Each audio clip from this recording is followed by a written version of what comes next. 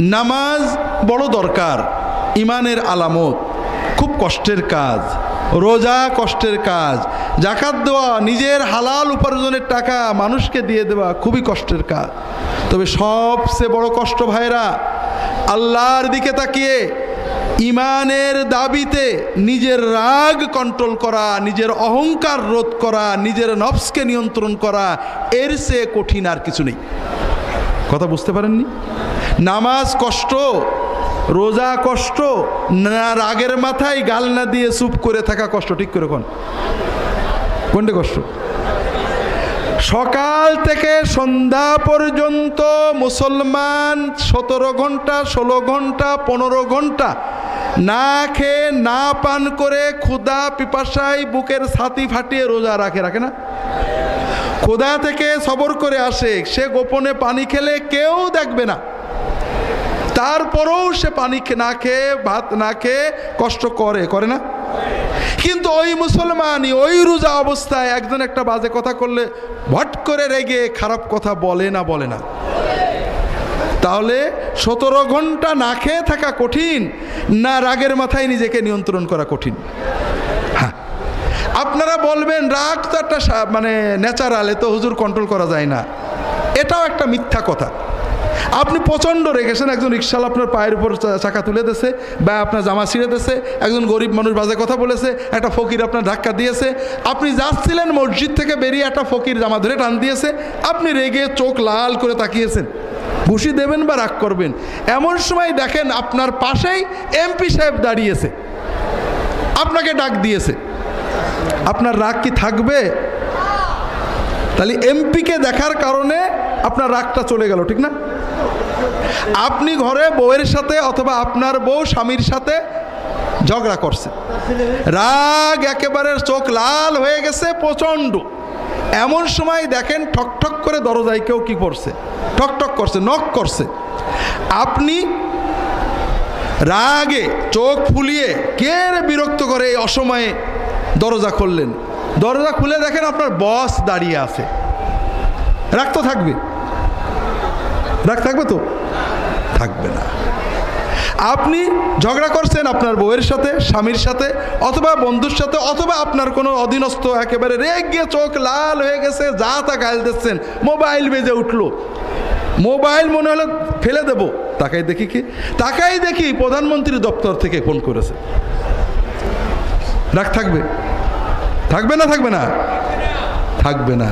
তাহলে আমরা যে বলি রাগ দমন করা যায় না, এটা মিছে কথা। রাগ খুব দমন করা যায়। কথা হলো আপনি কাকে দেখে দমন করবেন, এমপিকে দেখে, বসকে দেখে, প্রধানমন্ত্রীর দপ্তরের মোবাইল দেখে, নাকি আল্লাহকে দেখে রাগ বন্ধ করবেন? এইটা হলো ইমান। কথা বুঝতে পেরেছেন? যখন আপনার ইমান সবসময় অ্যাক্টিভ থাকবে, প্রচণ্ড রাগ হয়েছে, চড় মারতে কিল মারতে মন চাচ্ছে, গাল দিতে মন চাচ্ছে, কিন্তু আল্লাহ দেখছে, বেফাস কথা বললে রাগ করবে। আল্লাহ কুরআন কারিমে বলেছেন, ওয়াসারিউ ইলা মাগফিরাতিম মির রাব্বিকুম ওয়া জান্নাতিন আরদুহাস সামাওয়াতু ওয়াল আরদু উইদ্দাত লিল মুত্তাকিন। তোমরা দৌড়াও সেই জান্নাতের দিকে, তোমরা দৌড়াও সেই জান্নাতের দিকে যে জান্নাত আসমান জমিনের মতো প্রশস্ত। সেই জান্নাত আল্লাহ বানিয়েছেন মুত্তাকিদের জন্য। সেই মুত্তাকি কারা? টুপি, জুব্বা, পাগড়ি, তাহাজ্জুদ কোনোটাই রাসূলুল্লাহ আল্লাহ কোরআনে বললেন না। কোন মুত্তাকি? আল্লাযীনা ইউনফিকুনা ফিস সাররাই ওয়াদ দাররা ওয়াল কাযিমিনাল গায়যা ওয়াল আফিনা আনিন নাস। আল্লাহ মুত্তাকি, যে মুত্তাকিদের জন্য জান্নাত বানিয়েছেন, সেই মুত্তাকিদের পরিচয় দিয়ে 4টে কোয়ালিটি বলেছেন। 1 নম্বর হলো তারা অভাব থাক আর সচ্ছল থাক, দারিদ্র থাক আর সম্পদ থাক, সবসময় যতটুকু পারে আল্লাহর পথে ব্যয় করে। ব্যয় করে মানে কি? দরগা মাজারে সিন্নি দেয় না, ব্যয় করে কিভাবে? আল্লাহ কোরআন অন্য জায়গায় বলেছে, কুল মা আনফাকতুম মিন খাইর ফালিল ওয়ালিদাইনি ওয়াল আকরাবিন ওয়াল ইয়াতামা ওয়াল মাসাকিন ওয়া ইবনিস সাবিল। তোমরা যদি ব্যয় করতে চাও, ব্যয় করবে কি? আগে মা বাবার জন্য। তোমার সব ব্যয়ের বড় ব্যয় হবে মা বাবার জন্য।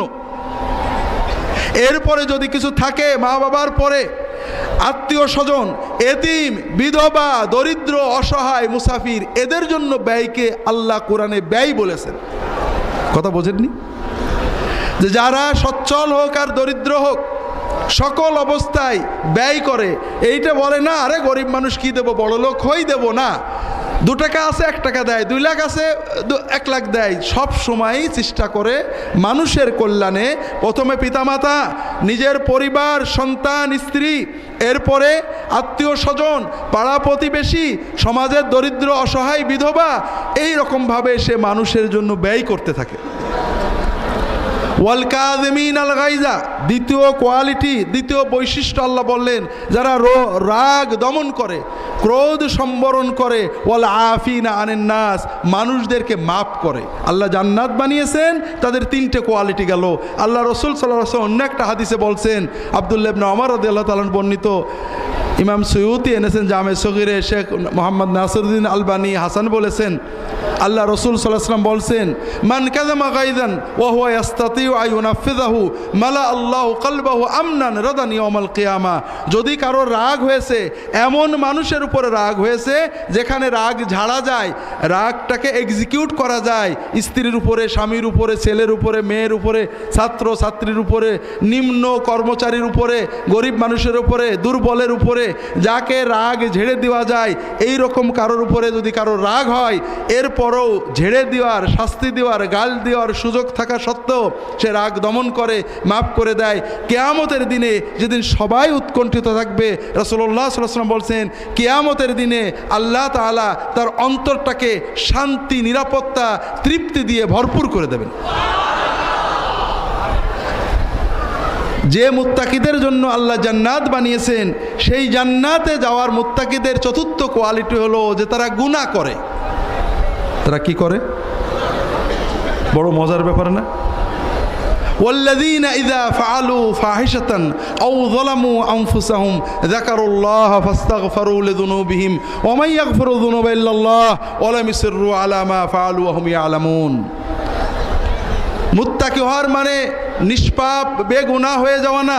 আপনি নিয়ত করলেন আমি ওযু সহ থাকবো, আমি আর ওযু ছাড়া থাকবো না, তার মানে আপনার কোনোদিন ওযু ভাঙবে না নাকি? ভাঙবে?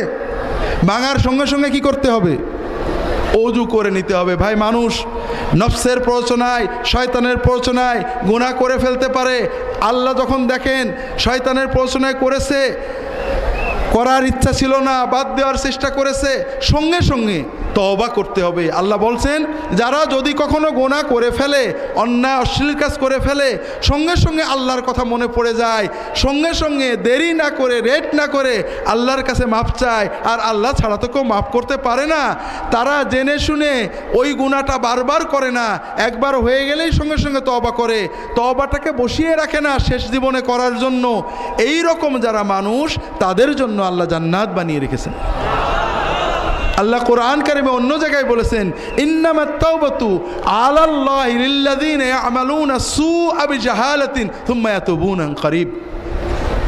যারা আল্লাহ তওবা কবুল করবেনই, আল্লাহর দায়িত্ব হলো তাদের তওবা কবুল করা। যারা একটা গুনাহ করে ফেললেই তাড়াতাড়ি তওবা করে আল্লাহর কাছে বলে, আল্লাহ আর করব না, মাফ করে দাও, আল্লাহ এদের তওবা কবুল করবেন, এটা নিজের দায়িত্ব হিসেবে নিয়েছেন। وليست التوبة للذين يعملون السيئات حتى إذا حضر أحدهم الموت قال إني تبت الآن ولا الذين يموتون وهم كفار। আর যারা গুনাহ করে আর জমায়েত হয়ে মরার আগে করব, অথবা গুনাহ নিয়েই মরে যায়, কাফের হয়ে মারা যায়, এদের তওবা আল্লাহ কবুল করেন না। হ্যাঁ, মরণ পর্যন্ত তওবা কবুল হবে, কিন্তু আপনি জীবনের সব গুনাহ জমায়ে রাখবেন না। আপনি প্রতিটি গুনাহ করার সঙ্গে সঙ্গে তওবা করবেন। শেষ জীবনে যেগুলো হবে, মরার একেবারে শেষ নিঃশ্বাস, ঘড়ঘড়ির আগ পর্যন্ত আল্লাহ কবুল করবেন। কিন্তু আমরা যেটা করেছি ভাইরা, আজীবন নিশ্চিন্তে গুনাহ করি, মরার আগে হুজুরের ডেকে এনে তওবা পড়ি। ভাই, আর যাই করেন, আমাদের যাই দেন হাদিয়া তোফা, আপনাদের কোনো লাভ হচ্ছে না। আপনারা ঘরে বসে যখন যে গুনাহ হবে তওবা করবেন, হুজুরের কাছে আসবেন, তওবার মহব্বত, তওবার আবেগ তৈরি করবেন, আর সবসময় কোনো গুনাহ পিছিয়ে রাখবেন না। আল্লাহ কবুল করে নিন, আমিন।